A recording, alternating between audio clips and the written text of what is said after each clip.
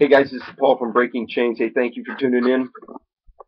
Um, I'd like to talk to you guys about something very important today, and I hope that by the time we're done with this video, that the first thing you think of is to hit the share button, because a lot of what I'm talking about, I believe, needs to get shared within our communities, because we have a broken system. I'm the author of Breaking Chains: Hope for Addicts and Their Families. A book has been sold all over the world and helped restore families all over the world, and it's available on AmazonBooks.com, and I'm very excited about the work that is being done through that book. Um, so when we talk about the broken system, the first thing that I think of is uh, what we say to addicts is that they have to reach a rock bottom in order to look up, in order to find recovery, in order to wake up, if you will. Something's bad's got to happen in their life, and in some cases, I agree with that. The husband that will not get clean and sober, and his wife, he's putting his wife through um, enormous hell, if you will.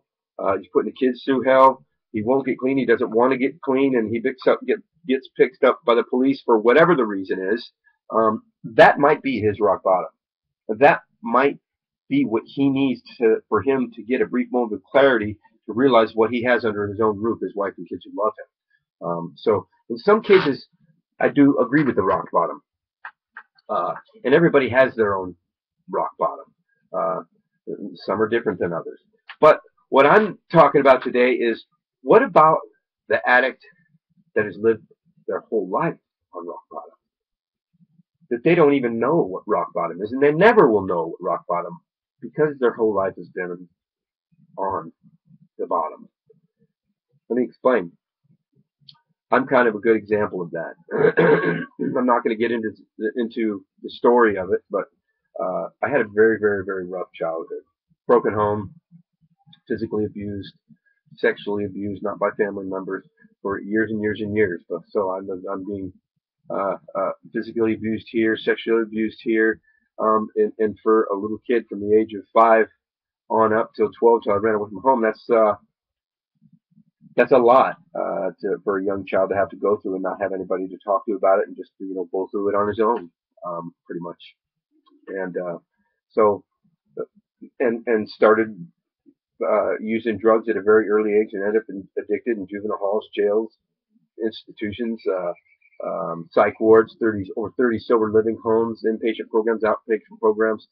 Burned through 3 wives because of my drug addiction. I couldn't maintain um, a family life because of my addiction. So to me, that's a rock bottom. All those years, even before I started using drugs, I was already on bottom. I was already in a rock bottom. So how am I going to recognize a rock bottom as I'm going through my life in order to get clean and sober? It's not going to happen. So there's a reason that I'm telling you this right now, is because it's our system in the uh, mental health field isn't working. It's some of it does for some people. You send some people to rehab, and yeah, they get it, but it's a very the statistics are really, really, really low on the people that actually get and maintain and stay clean and sober for long periods of time. So if we have that problem, we see it's a problem, why aren't we fixing it? Some people would say because it has to do with money, and as long as the money's coming in for the rehabilitation centers and the outpatient programs, as long as that money's coming in, it's okay, as long as we have those at it. But the addict is being neglected. So let me give you an example. You have an addict who comes into rehab, inpatient rehabilitation, for his drug addiction, regardless of how he got there, whether it be by the police, whether it be rehabilitation as opposed to jail, whether it is a self-admit, regardless. So you have this addict that comes into rehabilitation, and after his first week, he gets caught. He must have snuck some in. They're supposed to check the bags. They didn't check him thorough enough, or check him thorough enough, and he brought some drugs in, and he gets caught using. So they kick him out. Are you serious? So when you have the man or woman, I'm talking to the counselors, You had this guy at your desk. You diagnosed his addiction in the assessment. Assessments usually take about 2 hours, so every addict remembers that because it's a painful hour and a half, 2 hours sitting at the desk while they're doing your assessment. And upon completion of the assessment, you diagnose him as an addict. In layman's terms, I'm trying to stay away from medical terms right now so everybody can understand this video. So he is diagnosed as an addict. The inability to quit, the inability to stop drug addiction, and the damage, of course, that he caused is all talked about, and that's how they all come up with the diagnosis. This guy is addicted, without all the medical terms. So he confirms visually now, because you only have they only have the assessment that's on paper, right? And that's how you diagnosed him. But now visually, this guy uses inside the inpatient rehabilitation center and confirms your diagnosis, and you kick him out. Are you serious? You kick the guy back out onto the streets because he uses, because he confirms their diagnosis that he is addicted. Hello? What's wrong with that picture? Am I the only one to see something broken in that system right there? So what's going to happen now? I'm going to get the funny part in a few seconds. There's really nothing funny about it, but yeah, it is kind of funny in a clinical kind of way. So you kick this guy out, and he goes out, and he starts causing damage. Why? Well, because he's an addict. So he is going to abuse his wife some more. He's going to abuse the kids some more. He's going to beg. He's going to borrow. He's going to rob. He's going to steal. He's going to do everything he can to get that drug because he's not in rehab where he could at least have been controlled. But he was kicked out because he confirmed a diagnosis of being an addict. And so now he's kicked back out on the street and he's causing all this damage. And oh, here's the funny part. Here's the kicker. They tell him before he leaves, in 30 days, you can come back. In 30 days, you can come back. In 30 days, you're eligible to readmit. Are you serious? Is that our system? So he's going to do all that damage and cause all that damage for 30 days when he could be in a controlled, safe environment, and his family can be in a controlled, safe environment. And you're going to kick him back out to the streets by confirming a diagnosis that he is an addict. A visual diagnosis now. A confirmation visually. To me, it's a joke, and it's a broken system. So, what do you think that addict is going to do on the 29th or the 30th day when he can come back in, and you're allowing him to come back in on the 31st day or 30th day? You're allowing him to come in. What do you think he's going to be doing before he's rolling up to the gates of the rehabilitation center? That's right. He's going to be sticking a needle in his arm. He's going to be hitting that pookie, and he's going to be getting high again. So what have you accomplished for that young man, for the guy that has lived his whole life on bottom? What have you done for him? You gave him another. He could have died during those 30 days. He could have killed somebody. In a burglary, so many things could have happened. I'm not even going to get into it, man, because it just irritates me. If he's put back out on the street, I understand that the rehabilitation centers, well, I don't want him to jeopardize the recovery from the other people. I get that. Chances are he brought the drugs in and he doesn't have it anymore because you found it and you took it, or he smoked it all. Or you need to do a more thorough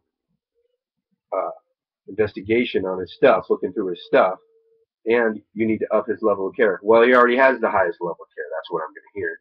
He already has a higher level of care. Then invent a new one. You have a broken system, and the system isn't working. I have 5 certifications in substance abuse counseling, 2 which are nationwide. One of them is simple, and the easiest one that I got is a recovery mentor specialist certification.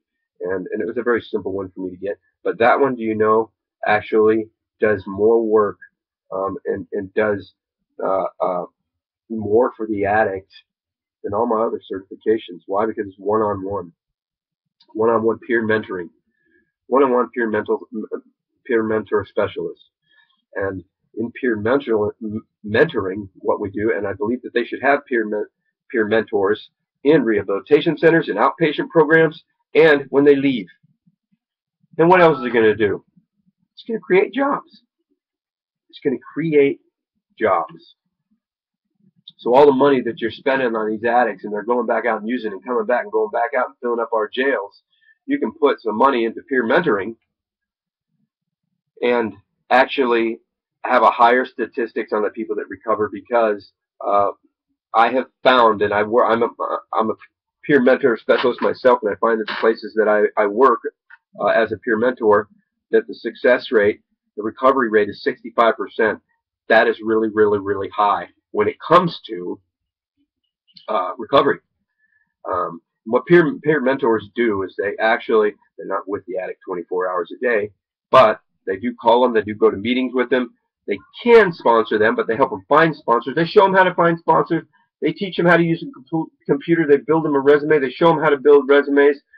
Now the guy says, "Well, I'm only a landscaper." No, you're a plant. You're a green. You're a plant green specialist. Or you can. They show him how to blow up that word to make it. And he goes, "Wait a minute, I'm a specialist? Really? You're building up his self-esteem in his own resume, making him look like somebody, and making him feel, without lying, like somebody special." So you're teaching them how to do the resumes. You're teaching them how to. When it's any addict, I don't care if they've been to prison or not. It's scary walking into an AA meeting or NA meeting or Celebrate Recovery meeting. It's scary. You don't like walking in there alone. As a peer support specialist, we walk in there with them, sit down with them, we share, shows them what the sharing is like, and it gives them the confidence that they need to continue. So we continue to take them to meetings. We continue, if they want to go to church, they don't have to, but if that's something they do, we do that with them. So there's a lot that a peer mentor specialist does outside the scope of counselors, things that counselors cannot do. Not that they wouldn't do it, but they can't. And for understandable reasons. So I believe that they need peer support specialists inside rehabilitation centers, and I believe that man that got kicked out, or woman, needs that. So they assign him a peer support specialist.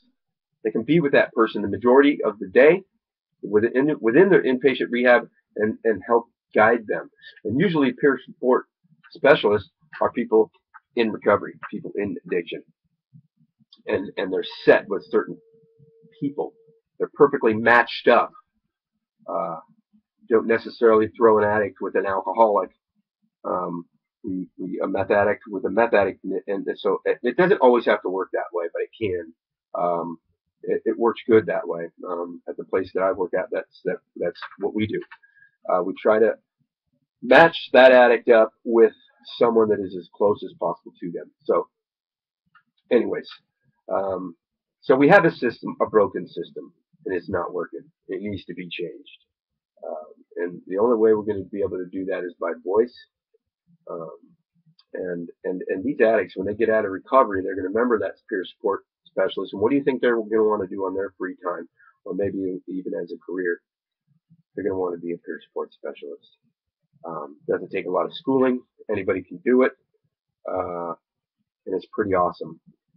And in the peer support, in the mental health world, they are starting to realize that a peer support specialist is really beginning to make a big difference in people's lives.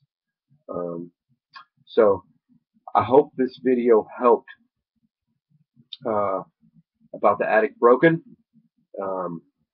You can get my books on AmazonBooks.com. It's Breaking Chains: Hope for Addicts and Their Families. On Amazon Books. You can also get my second book, Chronicles of a Meth Addict, on Amazon Books as well. Next month I'll be coming out with a really good book called Meth Pandemic. Currently working on a book called Addict Broken, and I've also got another book in manuscript right now. I'm working on a book for troubled teens, for the teens addicted. So if you have any questions, you can reach me on Facebook, The name of my recovery page is Breaking Chains Chronicles of a Meth Addict on Facebook. That's Breaking Chains Chronicles of a Meth Addict. On the bottom right hand side of the cover photo is a message box. If you want to drop me a private message, I'd love to hear from you and answer any questions that you have, whether you're a loved one of an addict, whether you're a counselor, um, or you're an addict yourself, or you're someone in recovery that needs some advice. I would love to be there for you to do that.